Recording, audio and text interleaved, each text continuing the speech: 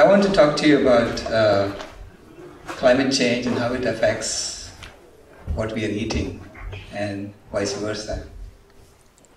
So I want to begin by telling you that he called me Dr. Rao. When I was at Stanford working on my PhD, I saw a cartoon saying, "Are you a real doctor or are you just a mere PhD?" So I'm a systems scientist. And I got my doctorate in electrical engineering, and I worked on the internet infrastructure for the first 20 years after I graduated from school. And then in 2005, I happened to see Al Gore's presentation on TV. And I was so shocked by what he was saying that I said to myself, if half of what he's saying is true, what is everybody doing? We should all be working on this full time. So I told my wife this, and she said, if you think it is that important, why don't you work on it? So she gave me that permission. So I started looking into it, and within 3 months I realized that it is far worse than what he says. So to put that in perspective, let me give you an analogy. Imagine that you wake up one morning and you discover a lump the size of a grapefruit by the side of your head and a mild fever of 1 degree Celsius. And you go to the doctor. The doctor examines you and he says, oh, that lump is cancerous and it's causing your fever. So I'm going to prescribe you Tylenol so that the fever doesn't go over 2 degrees Celsius as your cancer doubles. Would you at that point be more concerned about your fever or your cancer? But that's exactly how our world leaders have been treating climate change and the earth. They talk about the fever. They talk about whether or not to give Tylenol for the fever. One side says, yes, you have to give Tylenol for the fever. And the other side says, no, the earth can take it. In the meantime, they are both agreed that the cancer must grow. If you read the Paris Climate Agreement, of 192 nations who signed it, they are determined to double the size of the global economy by 2100. How do you do that? The economy is already 60% larger than what the earth can support. How is that possible? So I started Climate Healers in 2007 because I wanted to address the cancer as well as the fever. It's about healing the earth. It's healing the climate, reversing climate change. The tagline is healing Earth from the inside out because it has to begin with each one of us. Recently, Gus Speth, who is one of the foremost environmental scientists in the world, he was being interviewed and he said that 30 years ago, I thought that the 3 major environmental problems were biodiversity loss, ecosystems collapse, and climate change. And that with 30 years of good science, we can solve these problems. I was wrong. The 3 major environmental problems are selfishness, greed, and apathy. And to solve them, you need a spiritual and cultural transformation. And we scientists don't know how to do that. See, even though I call myself a systems scientist, I'm really an engineer. And engineers like to solve problems. So I started looking into how do we do this spiritual and cultural transformation. Spiritual transformation means that you have to change yourself.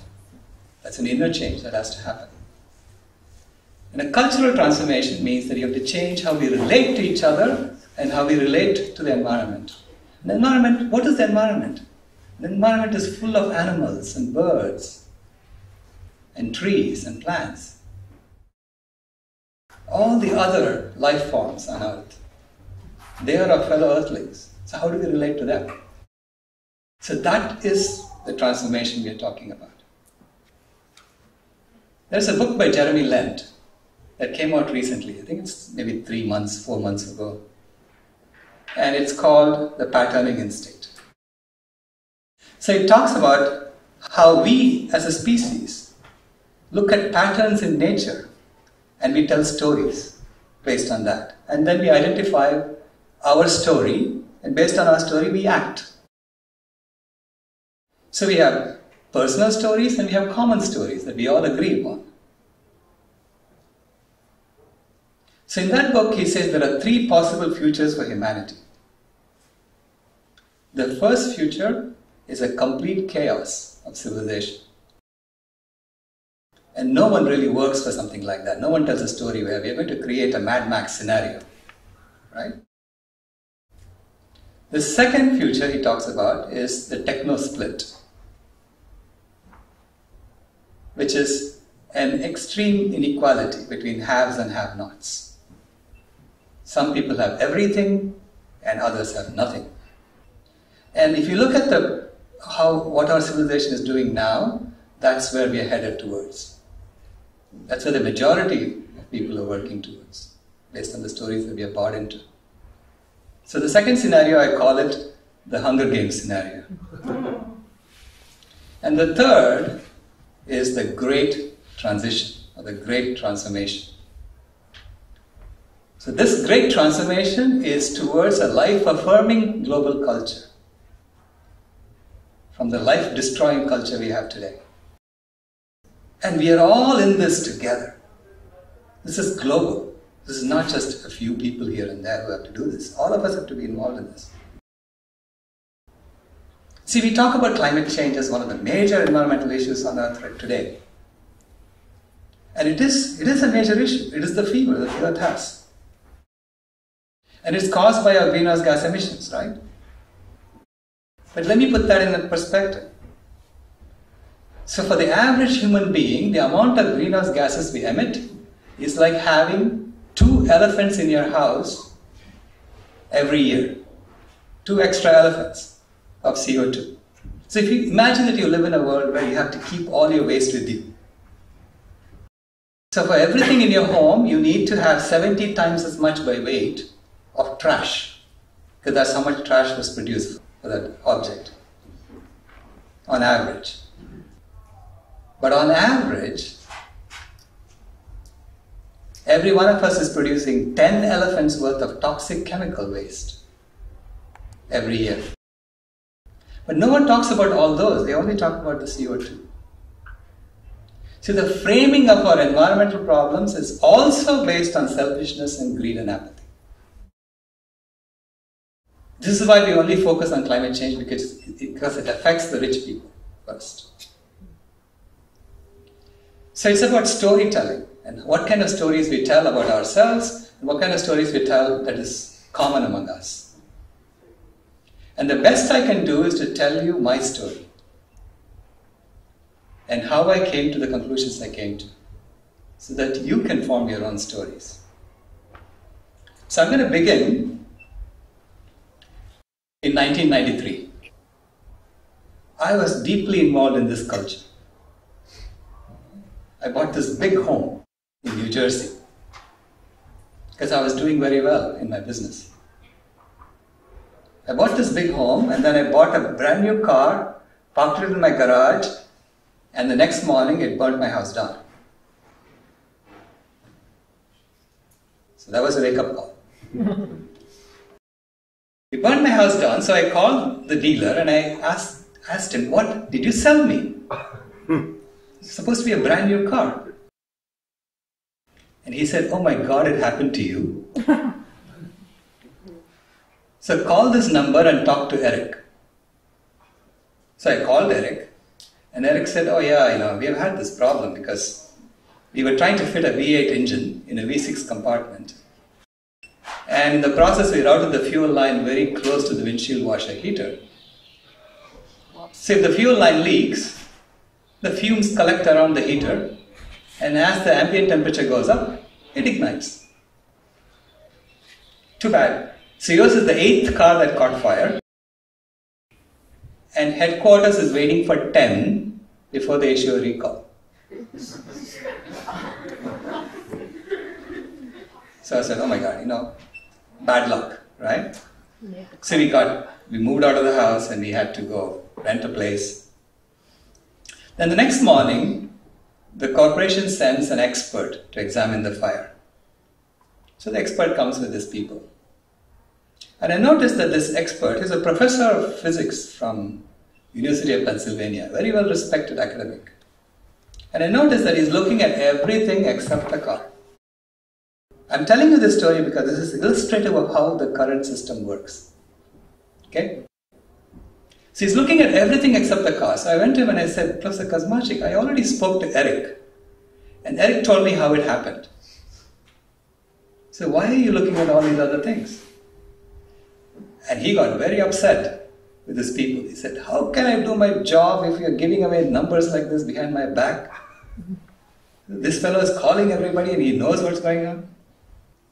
His job was to find an alternate story for the fire. That's the system we are in. It's a system of competition and secrecy and lies. It is so systemic, it's built in. And we don't even think about it. We think this is normal. This is the way we have to operate as a society. So anyway, within 2 months I got a recall notice. So I sent it to the insurance company. And the insurance company went to court. The court case took 4 years to resolve. This house cost us about $300,000 to rebuild, but the court case was for $4 million.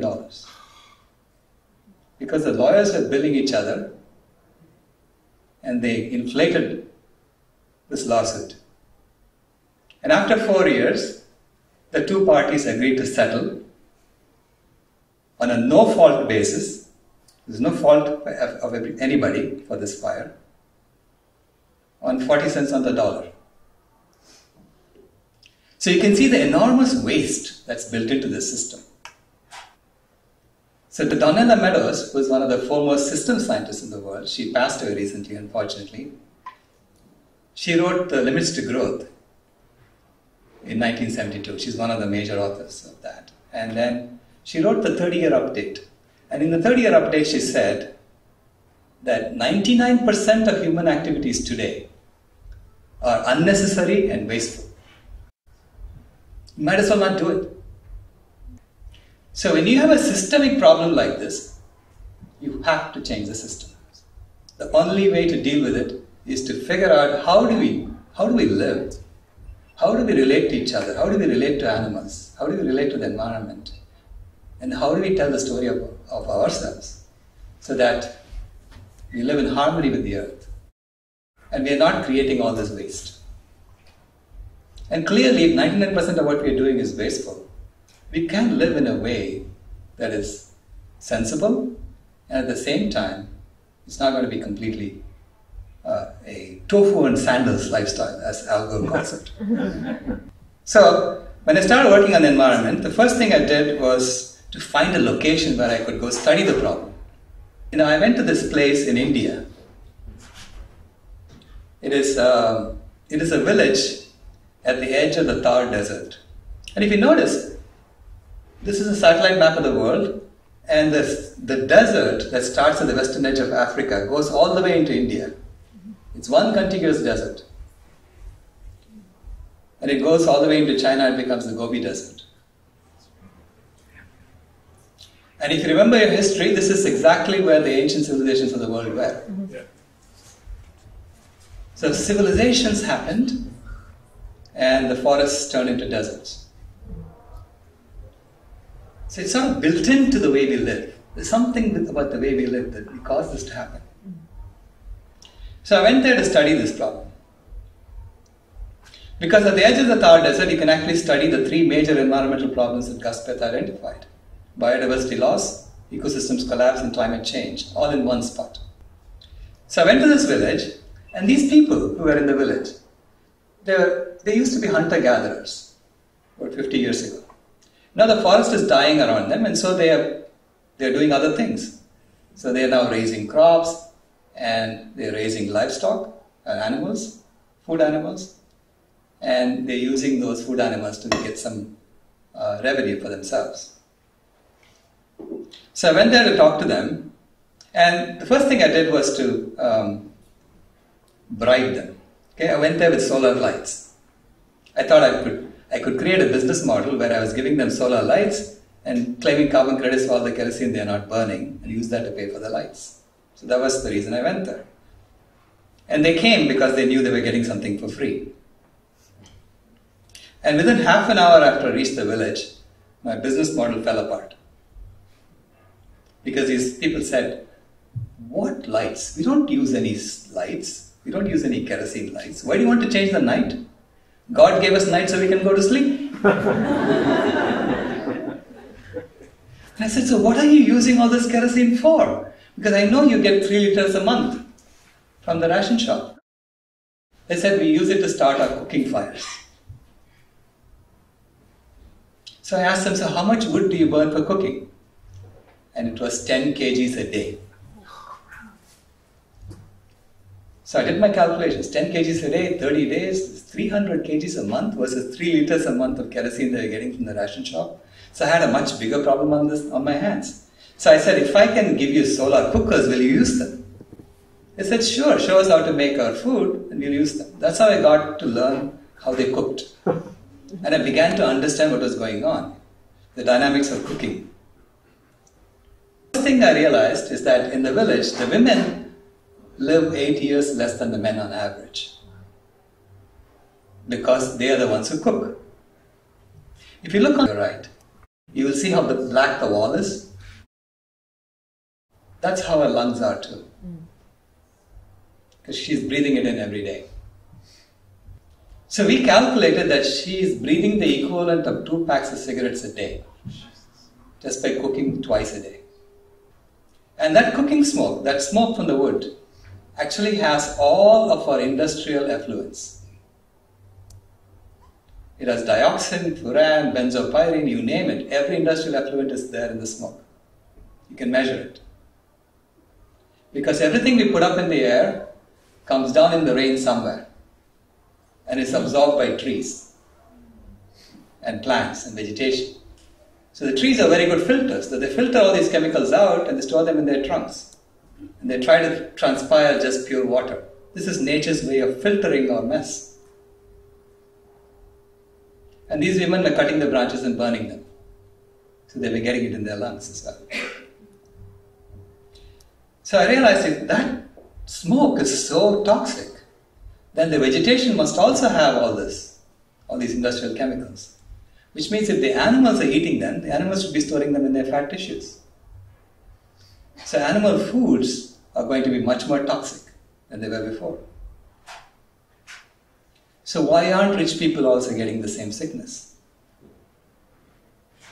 Because they are the ones who are drinking the milk from this land, and they are the ones who are eating all the goats that these people raise. And I realized, yes, rich people are also getting sick. We are also getting sick. But we have the benefit of pharmaceuticals. And they don't. That's why they die. And it was very quickly I understood how biodiversity loss and ecosystems collapse and climate change were all related to animal agriculture. It's actually quite obvious when you look at it. You see how the land here is barren? Anything new that grows is eaten by cows. And whatever the cows don't eat, the goats come and eat it. So then the people milk the cows and they sell the milk. So the milk, along with the milk, goes all the nutrients from the forest. And it goes into the cities where it's consumed. And the people who consume all this then poop into the sewer, which goes into the ocean. So we are transferring nutrients and biomass from the forest into the ocean. And it's linear, nothing comes back to the forest. So we raise goats, and then they sell the goats. The goats are eaten in the Middle East. Because Rajasthan, this state, is the largest exporter of mutton to the Middle East.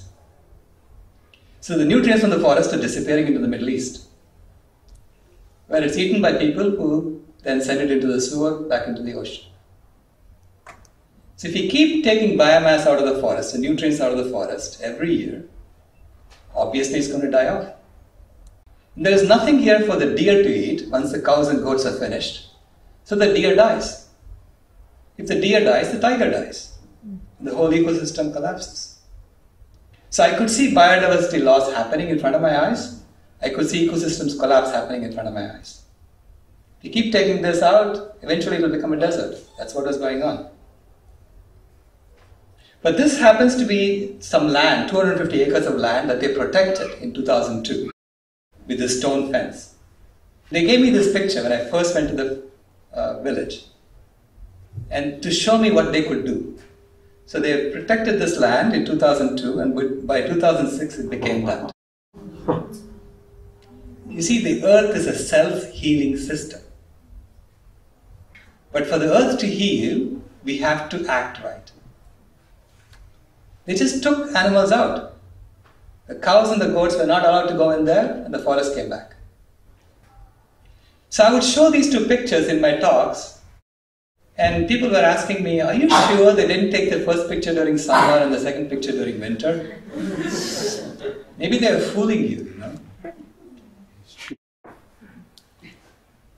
So when I went to that village in December of 2008, I asked the people to take me to the forest. I want to see a protected forest. So they took me there, and I took this picture of the fence in the middle. On the right, animals are not allowed to go in. On the left, I could see old cows walking around eating up the forest. At that time, I was a lacto-vegetarian. And I realized, with a sense of shame, I realized that I was the worst offender. Because I was drinking milk, and in order to produce the milk, they were impregnating the cows and getting new cows all the time. And then I was not eating the beef. So the cows were living for 25 years, eating up the forest. So I became vegan on the spot.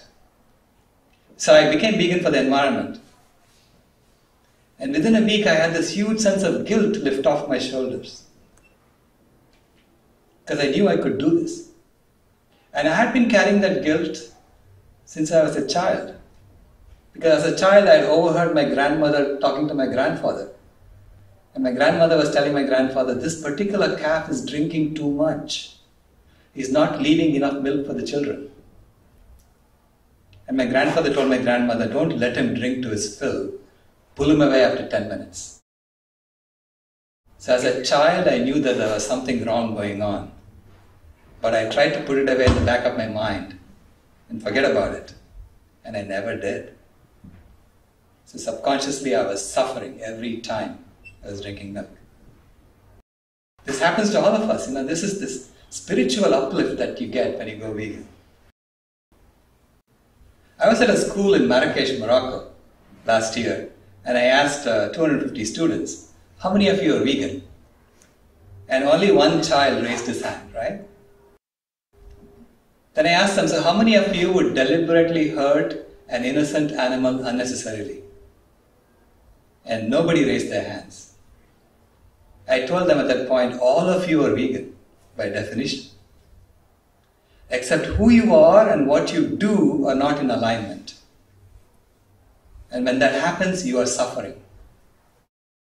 Just as I was. So veganism is about a journey home to who you really are. And in the process, we get rid of our suffering. So we cause suffering to ourselves and we cause suffering to others, obviously. So a month after I went vegan, I discovered accidentally that I lost all my arthritis pains. So I had no idea it's going to improve my health at that time.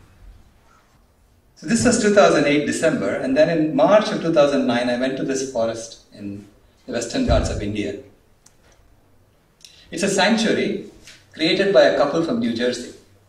It's called the Sai Sanctuary. So the wife is an American from New Jersey and the husband is an Indian. So they decided in 1995 that they were going to just sell their restaurant business and go back to India and start this sanctuary. And within 20 years it became something like this. When I went there, at night I could not even hear my sister talk. Because there was such a loud din of insects and frogs.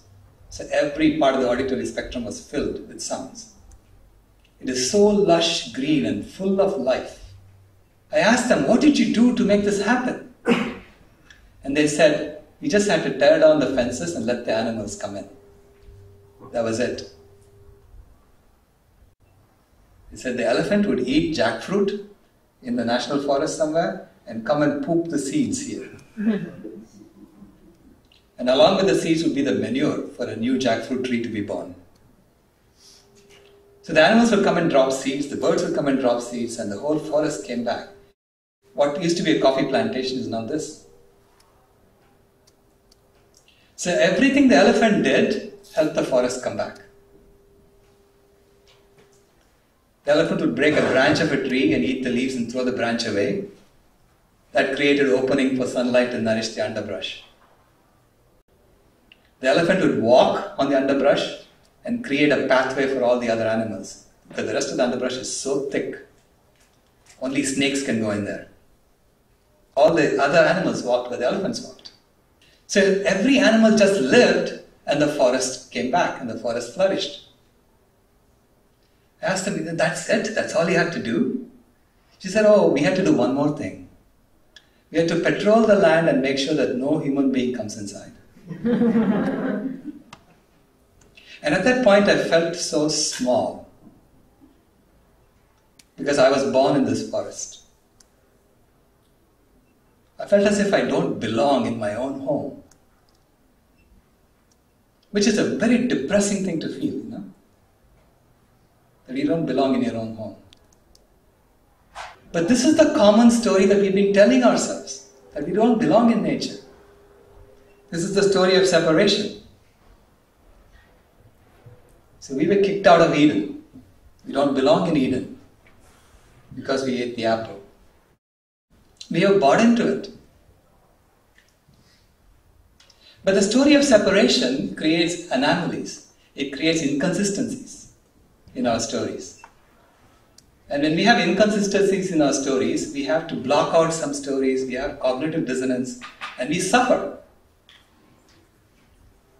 And one of the inconsistencies that you find is actually quite common among all of us now. If you look at the Catholic Declaration on Climate Change in the Laudato Si, or the Islamic Declaration on Climate Change, or the Hindu Declaration on Climate Change, you will see statements that completely contradict the axiom that God, Allah, or Brahman, or whatever you want to call our deity, is all-powerful, all-knowing, all-seeing, all-compassionate. See, as human beings, we have to believe that the world is compassionate. Otherwise, our stories are a mess. So we have that axiom that God is compassionate and all-powerful. And then we say things like we are destroying creation in opposition to God. So is God more powerful or are we more powerful than God now?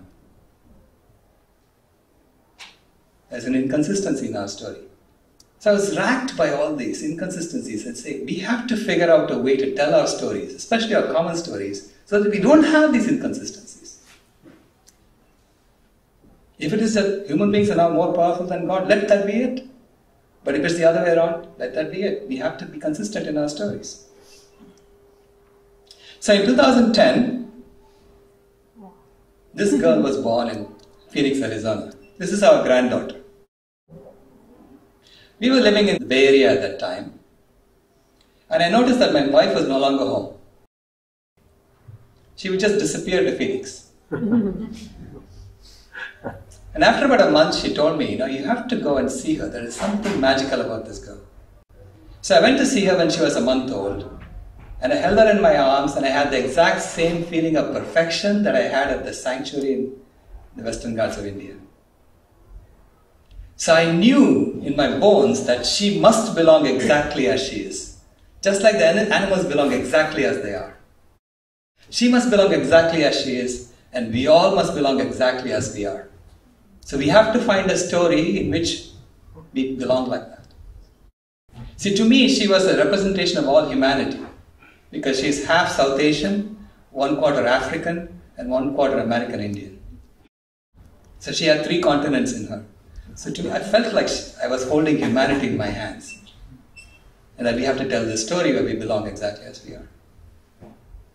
So I went back to the Bay Area, and the first thing I did was I started writing my first book, Carbon Dharma. Dharma is about what is the right thing to do. And it's fairly easy to figure out what is the right thing to do. You have to be compassionate to all life. There's no question. That's the only way we can live in harmony with nature. But it took me several years to figure out how to go about doing it. What is the story that connects this all together? So as part of my research, I found that there is an equivalent to the knowledge tree story of the Bible in the Vedas. The story of separation that kicked us out of Eden, there is an equivalent story. And this story helped me understand what the story of the Bible was trying to teach us. So this story, it's not an apple tree, it's a fig tree. It's an upside down fig tree. And the role of Adam and Eve are played by children, and the role of the serpent is played by a rich uncle. So the story begins with children playing with sticks and stones and rag dolls on the floor of their hut in the middle of the forest. And their uncle comes to visit them. The uncle says, "Why are you playing with these trifles when the knowledge tree is right outside your hut? Go out under the tree and wish for anything you want and it will give it to you. Then you can be playing with real toys instead of these trifles." Children don't believe him. How can there be a tree where you wish and it gives it to you? That's not how the universe is built. So they wait until the uncle leaves, and then they rush to the tree and they start wishing. They wish for sweets and they get them. And they gorge on the sweets and they get stomachache.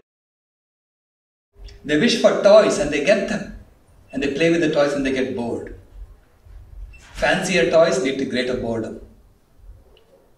There was something about the tree that they did not understand. It grants you what you wish for, and along with it comes the exact opposite. Because that's how the universe is built, of dualities. Nothing comes by itself. They didn't know that. All they knew is that they couldn't stop wishing under the tree, and the more they wished, the more miserable they were.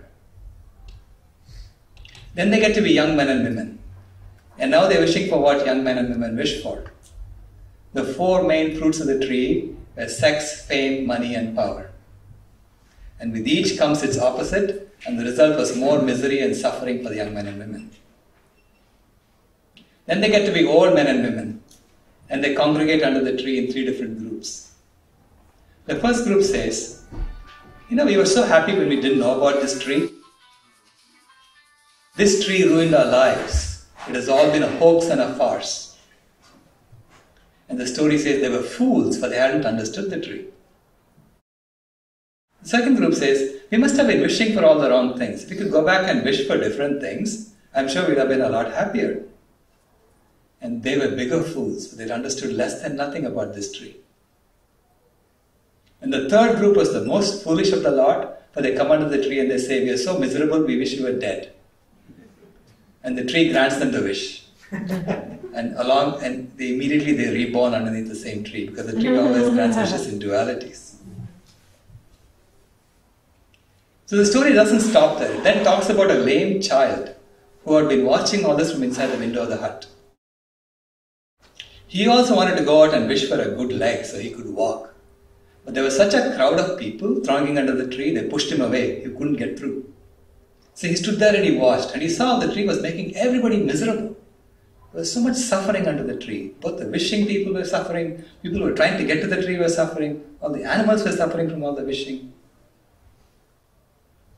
Then he began to see the brilliant cosmic swindle that was being performed under the tree. He understood the tree. And with that, he lost the desire to wish. He began to feel a well of compassion come from within him for all the suffering, and he became detached from the tree. So with that combination of compassion and detachment, he was the happiest of the lot. So that's where the story ends. And then we have these things called the Upanishads, where they explain to you what they told you in the Vedas. In one of the Upanishads, they say that wishing child and the watching child are inside each one of us. That is our duality. So it's up to us to enable one over the other. In fact, the purpose of all meditation techniques from the East is to discriminate between your wishing child and your watching child, so that you can identify with your watching child and observe your own wishing child. So it makes it seem as if you want to be happy, you have to just observe in the universe, don't participate in it. So this question comes up in the Bhagavad Gita, which is one of the scriptures of the Hindus. In Bhagavad Gita, man is asking God, why should I fight this battle? Why should I wish under the tree? Why don't I just sit here and meditate upon you and I'll be perfectly happy? And God says, no, you have to wish. I didn't create a wishing tree so you could just sit there. You have to wish. And then he taught him how to wish. He said, you see, all those people were miserable wishing under the tree because they were standing under the tree and they were wishing for themselves. If you go under the tree and you wish for the benefit of all else, and you say, I don't want anything from this tree for myself, perfectly happy wishing under the tree, and everybody will be happy around you. And as a species, we are the only species that has access to this tree. We should be wishing for the benefit of all other species and not ourselves. And that's not what we have been doing. So selflessness in that sense is the highest form of selfishness. And so I understood that in the knowledge tree story in the Bible, Adam and Eve were kicked out because they ate the apple themselves. If you were using that apple for the benefit of all other creatures, you would still be in Eden.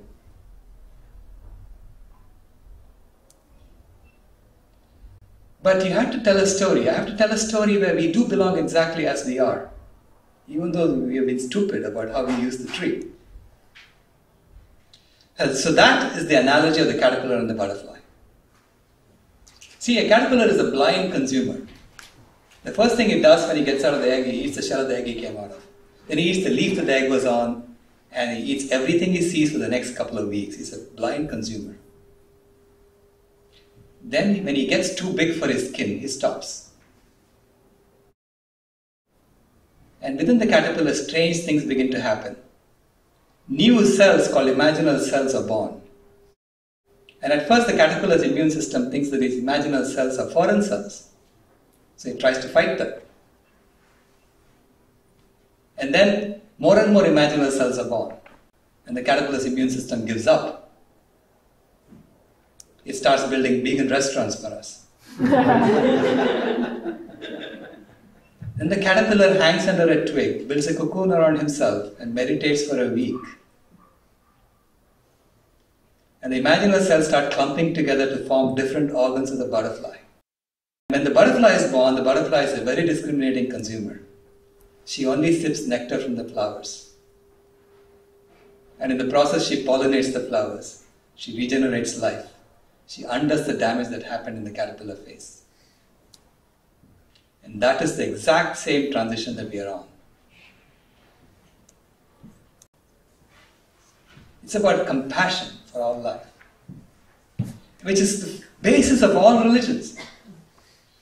Here is a declaration on climate change that we made in 2017, which everybody signed, including Archbishop Desmond Tutu. You'll see his signature there on the left. And we presented it to the Christiana Figueres, the head of the UN climate change body. And the lady is making the presentation there is Ela Gandhi, the granddaughter of Mahatma Gandhi. And as part of this declaration, we had an addendum, 2-sentence addendum. It said, while climate change is a symptom, a fever that the earth has contracted, the underlying disease is the disconnection from creation. And we, the undersigned, pledge to heal this disconnection by promoting and exemplifying compassion for all creation in all our actions. And everybody signed it, saying it is part of our religion. Then a week later, I got a call from the secretary of Archbishop Desmond Tutu. He said, Desmond is very concerned that he signed this. I said, why? He said, did he sign on to go vegan? Because he loves his chicken too much. At that point I realized that even the people up there, who we all look up to, they are suffering as well. Because when who we are and what we do are not in alignment, we suffer. So then the main question I had was, how do you explain climate change within the context of this assumption that I had that everything happens for the best, that we all belong exactly as we are? See, climate change is caused by us putting greenhouse gases into the atmosphere. Over the last 600,000 years, we have gone through several gyrations in the CO2 levels and in the temperature. We have gone through ice ages and interglacial periods. And in the current interglacial period, over the last 10,000 years, the temperature has been fairly constant. Except over the last 150 to 200 years, we have raised it up by about a degree, 1 degree Celsius. We raised it up by 1 degree Celsius by causing CO2 to go up in the atmosphere to about 400 parts per million. But you see, every time the temperature went up and down in the past 600,000 years, or even 3 million years, we've gone through this on Earth, there has been a lot of suffering. Because animals would have to migrate. When they migrate, they suffer because they have to compete with each other and kill each other. The current interglacial period, the Holocene era, is the only era in which we have seen fairly constant temperature over the last 10,000 years. No other interglacial period shows this constancy. And if you look at the greenhouse gas emissions today, the story that we are told is that it's all caused by burning fossil fuels. And if you look on the left most, that's the most recent time, yes, it's true, about 85% of the greenhouse gas emissions are caused by fossil fuels. Only about 15% is caused by land use change, the deforestation that we do. But greenhouse gas emissions are cumulative. You really have to accumulate over time. Because if you look on the right here, in 1850, you'll notice that land use change was the number one reason for our greenhouse gas emissions, not fossil fuels. So if you accumulate from 1850 to today, land use change is actually the number 2 reason for climate change, just behind coal. But we started burning fossil fuels in 1850.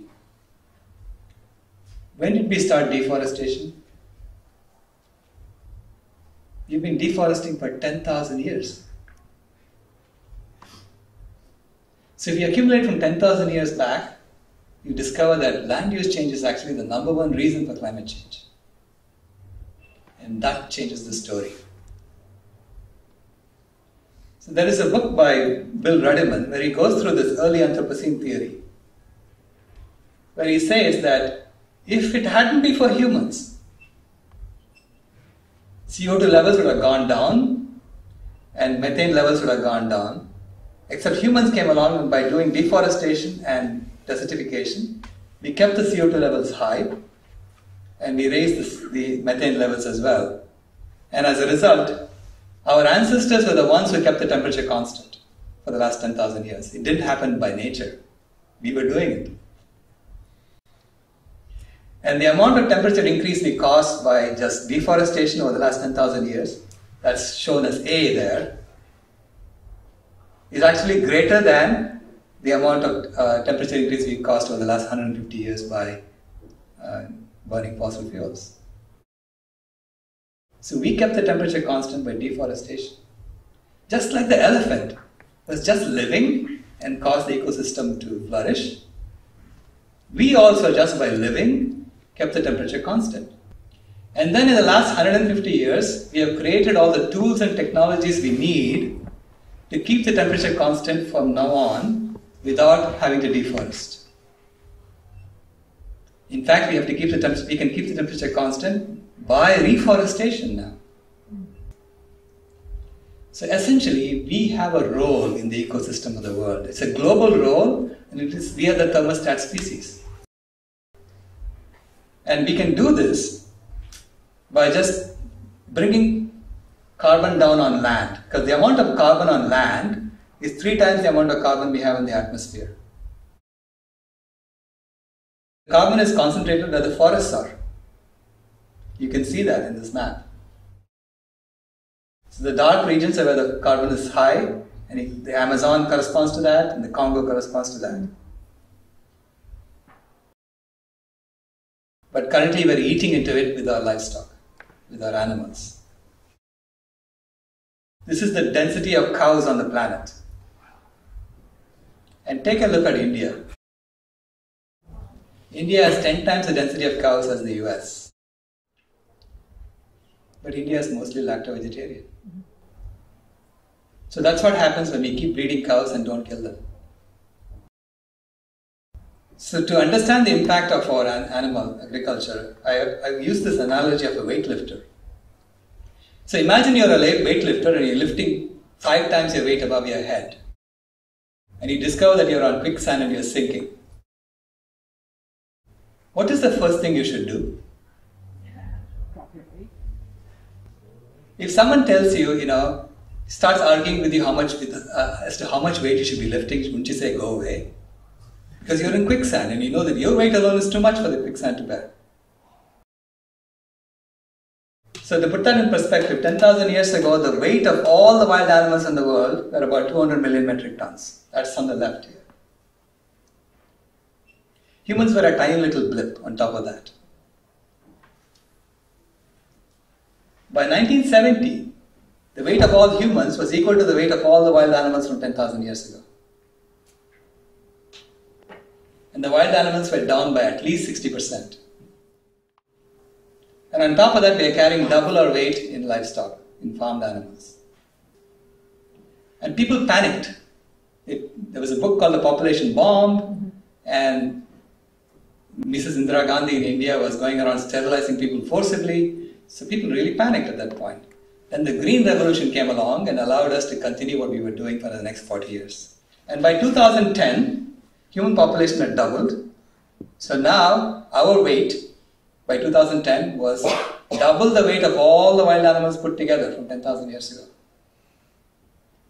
Wild animals were down by 52% from 1970 levels. And we were carrying 2.5 times our weight of farmed animals. See, but our farmed animals are very young animals. As soon as they grow up, we kill them. So in comparison to their weight, they're actually eating twice as much food. So they're eating 5 times as much food as we do, in terms of weight.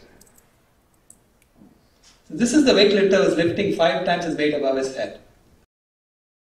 And we are on ecological quicksand because the rate at which wild animals are dying, if you just extrapolate that out, by 2026 we'll wipe them all off the earth. But what do our leaders want to do now? Their goal, their plan is to double animal production by 2050. Which means by 2026, the wild animals will be completely dead, and then our next will be on the chopping block.